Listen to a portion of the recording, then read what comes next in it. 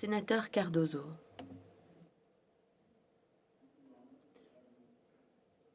Merci. Je suis ravie de pouvoir vous parler du projet de loi C11 qui tombe à point nommé. La loi a été mise en place il y a plus de 30 ans, en 1991, à l'époque où Internet voyait le jour. J'ai travaillé en 1991 sur la loi quand j'étais commissaire au CRTC et je sais qu'il faut moderniser la loi. Pour l'instant, nous devons mettre l'accent sur les 26 amendements qui ont été proposés par le Sénat. Il y en a 20 qui ont été acceptés par la Chambre des communes. 26, ça représente beaucoup d'amendements. 70% des amendements qui ont été envoyés à la Chambre ont été approuvés par cette dernière. Peu importe ce qu'il adviendra du vote au Sénat. Nous savons que le processus est un bon exemple du fonctionnement de notre système bicaméral. Il y a un ministre qui présente le projet de loi à la Chambre, il y a des amendements qui sont proposés en comité et ensuite le texte de loi nous est renvoyé. Nous faisons des amendements et nous le renvoyons à la Chambre des communes. Nous discutons maintenant des amendements qui ont été adoptés ainsi que ceux qui ne l'ont pas été. Ensuite, il faut que le texte soit renvoyé à nouveau à la Chambre des communes avant d'obtenir la sanction royale par le gouverneur général. C'est également un exemple en raison des débats politiques que le texte de loi a générés. Il y a eu toutes sortes de tactiques qui ont été utilisées au cours des derniers mois. Il y a eu de la mésinformation, de la désinformation, mais il s'agit tout de même d'un cas intéressant. Au cours des derniers mois, en effet, nous avons vu la naissance d'une campagne en ligne énorme. C'est soit un exemple de politique constructive, soit une nouvelle politique qui va éliminer le développement de politiques constructives au profit de campagnes parlementaires partisanes. On a peur, en fait, qu'il y ait de plus en plus de pratiques visant à faire peur à la population qui soient mises en place. En tout cas, moi, je pense qu'il est très important que nous mettions à l'heure juste ce texte de loi. Parce que nous savons que nous devons faire quelque chose par rapport aux géants d'Internet. Ce projet de loi permet de mettre à jour ce qui se passe en ligne. En fait, maintenant, nous parlons de la surveillance qui est effectuée par le CRTC, qui relève du gouvernement et qui fait face aux géants d'Internet comme YouTube, Netflix et Amazon Prime. Il s'agit de la démocratie canadienne et de la gouvernance en action contre les millionnaires, les milliardaires internationaux qui ne s'occupent pas des grandes questions sociétales.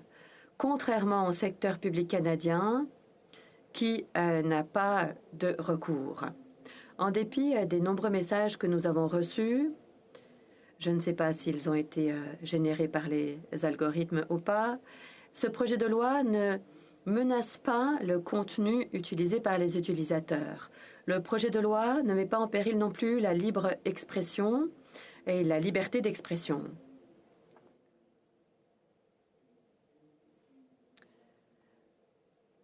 Bientôt, certains vont commencer à demander de bénéficier de la liberté de proférer des propos haineux. L'article 2 dit que les utilisateurs qui n'ont pas d'affiliation ne seront pas assujettis à la réglementation. L'article 4 stipule que la loi ne s'applique pas aux programmes téléchargés quand il n'y a pas d'affiliation avec les grandes plateformes. Ça veut dire que les utilisateurs des médias sociaux vont pouvoir partager leur contenu sans être assujettis à la réglementation du CRTC. Je le répète, ces articles veulent dire que les utilisateurs des médias sociaux vont pouvoir partager leur contenu sans être réglementés par le CRTC. L'article 12 stipule que la Commission peut agir de façon conforme à la liberté d'expression. En fait, ce n'est pas le CRTC contre la population. Les géants d'Internet nous ont-ils privés de notre faculté de penser? La démocratie n'est pas le diable.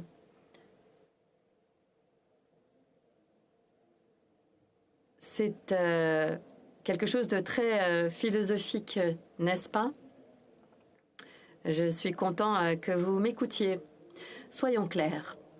Pour ce qui est du contenu en ligne, les chiffres peuvent facilement être manipulés par les algorithmes, par les robots, par les trolls. Nous sommes à côté des États-Unis, il ne faut pas l'oublier, et le texte de loi porte sur le Canada, sur notre identité, sur les Canadiens qui travaillent ici. Le texte de loi traite du Canada et de notre identité.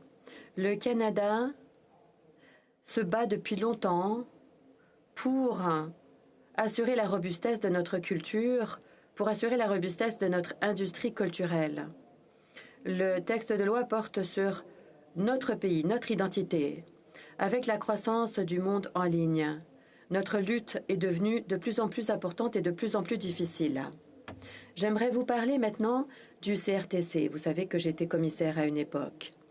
Certains ont cité un ancien président en disant qu'il est contre le projet de loi C11.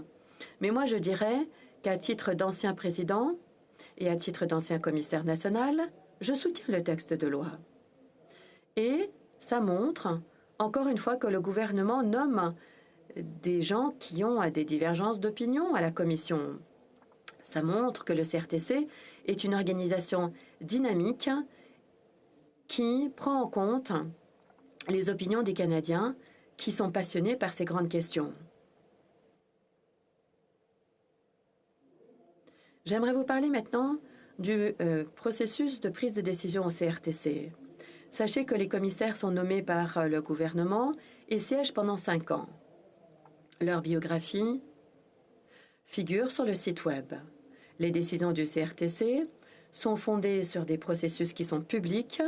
Tous les Canadiens peuvent y participer et exprimer leur opinion.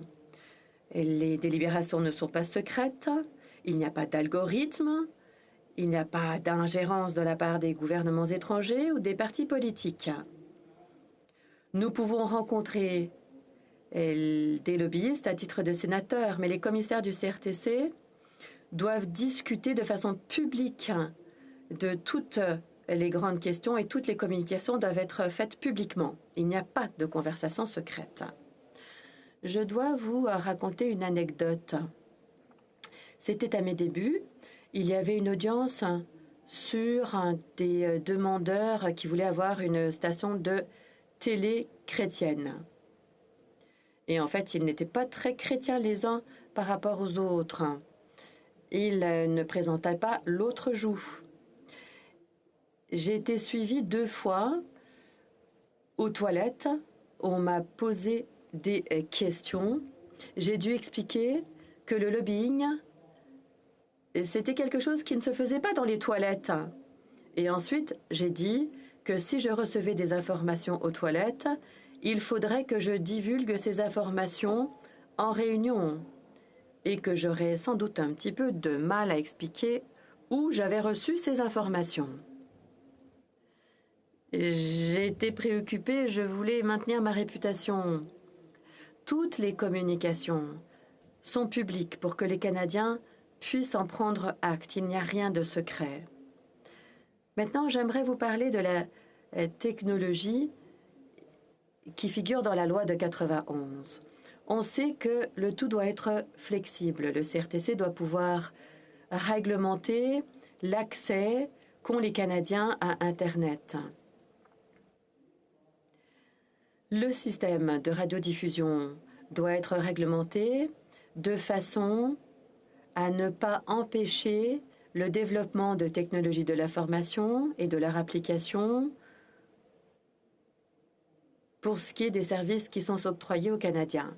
C'est quelque chose qui figure dans le texte de 91. On ne savait pas comment allait évoluer Internet, mais on dit très clairement qu'il ne faut pas empêcher le développement des technologies de l'information. Et ça a permis au CRTC de réglementer Internet comme il l'a fait, en se servant de règlements qui ont vu le jour par après. Permettez-moi maintenant de vous donner un exemple concret qui va vous permettre de comprendre comment les choses peuvent bouger en vertu de la loi. J'aimerais vous parler de la licence qui a été octroyée en 1998 à une station autochtone. À l'article 3.1d, on dit que le système doit refléter la place spéciale des peuples autochtones dans notre société. Et les demandeurs ont donc pu se reporter à cet alinéa pour demander leur licence. Mais ensuite, il a fallu s'intéresser aux détails. On a dû prendre en compte 3 types de contenus: canadiens, français et autochtones. C'était une chaîne qui promettait d'avoir de la programmation autochtone. Et si ces informations n'avaient pas figuré dans le texte de loi, on n'aurait pas pu faire ce qu'on a fait. On a trouvé une formule qui permettrait d'avoir 90% de programmation autochtone, ensuite du contenu canadien, mais un petit peu moins, parce qu'il n'y avait pas beaucoup de programmation autochtone au Canada à l'époque. Il n'avait pas de système national et par conséquent, il n'y avait pas beaucoup de production autochtone à l'époque. On voulait aussi qu'il y ait de la programmation de langue française. Et on voulait aussi avoir beaucoup de flexibilité pour pouvoir avoir moins de contenu canadien, pour nous assurer qu'il y avait suffisamment de contenu autochtone. Et par conséquent, on a pu octroyer la licence. Nous avons aussi pu établir de la réglementation sur les frais. Alors, tous ceux qui auraient accès au réseau APTN paieraient 18 cents par mois. Toutes les chaînes au Canada ont soit des frais comme CBC ou Sportsnet, ou ils ont des frais obligatoires comme la CBC en comparaison à CBC, au réseau de l'information de la CBC. Alors, ici, si on parle de la loi et de la réglementation, et si on parle de toutes les lois entourant la loi sur la radiodiffusion, elle serait beaucoup plus longue et il serait presque impossible de la changer à mesure que la technologie et les besoins des Canadiens changent. Alors, pour être clair, les lois du Canada sont créées aux 2 endroits et sont en vigueur pendant 15, 20 à 25 ans. Et dans ce cas-ci, la loi a été en vigueur depuis 30 ans. Ces lois sont faciles à mettre à jour à la suite de consultations. Une fois que ce projet de loi C11 sera adopté et que son intention sera claire et sera gravée dans la pierre, les consultations auront lieu et la réglementation sera créée. J'espère que ce projet de loi va créer le bon équilibre, l'équilibre logique entre ce que la loi contient et ce qu'il y aura dans la réglementation. Plus on ajoute d'éléments à la loi, moins on aura de flexibilité pour tenir compte des besoins des Canadiens et de l'évolution de la technologie. Alors, je vais me répéter.